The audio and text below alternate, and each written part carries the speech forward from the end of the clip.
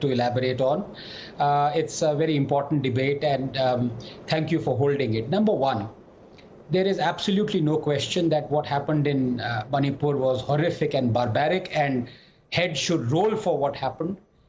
And it is not just a crime against women that should be talked about. It should be the inaction of the state machinery, including the police force, for 70 days. So for 77 days, 77 odd days, they did not apprehend the perpetrator. But once the viral video came out, within 24 hours, the person was arrested. That shows the extent to which the state is prepared to not act on things. So I have 3 or 4 questions. Number one, absolutely there should be a debate on Manipur. Absolutely. And I've said this before, that I did not like, and I, like Sanjay Jha and like others on this panel, would have always wanted the Prime Minister to speak. I still don't understand why he didn't speak when he talks about, rightly so, a lot of other calamities and catastrophes that happen all around India, including rail accidents or road accidents where people are killed. Why has he maintained a silence on something as serious as Manipur? So yes, I agree there. But then when you talk about outrage, you must also expose the hypocrisy of the opposition about selective outrage, because when it comes to crime against women, it's not just the crimes are happening against women. As I said, this is not a case of picking up some instance in Rajasthan or Chhattisgarh where crime against women has happened. It is to talk about instances where state and police have refused to act on such crimes.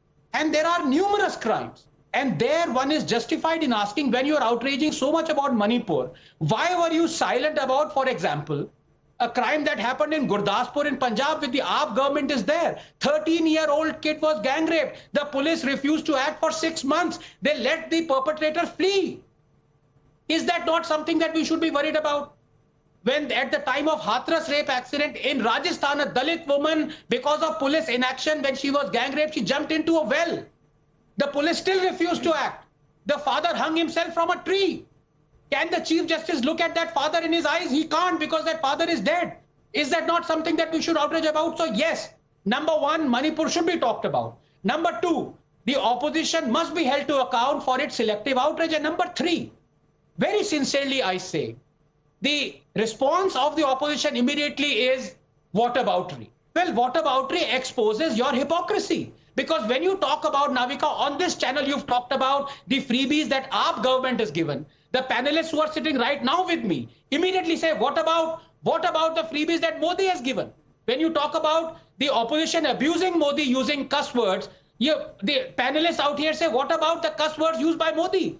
When you talk about namaz being on the roads, the opposition, what about Jagrata or RSS shakas on the road? So there is a legitimate reason for whataboutery to happen, provided you condemn every action. Finally, I'd like to say, very humbly, you have on this panel Ms. Shushmita De. At the aftermath of the Bengal elections in May 2021, she was the first one, and my respects to her, along with Sanjay Jha, criticized the TMC for the barbaric post-poll violence. Is she still going to accuse the TMC? No, because she's in the TMC. And finally, for Lockett, ma'am, when she says that, yes, talk about Manipur, but talk also about Bengal violence, I like to ask her, for the discussion on Manipur, notice has been given to the Speaker, Rajya Sabha and Lok Sabha. Has the BJP or any MP given a notice to the Speaker to talk about Bengal or Chhattisgarh or Rajasthan? Many questions, and let me toss all of these questions.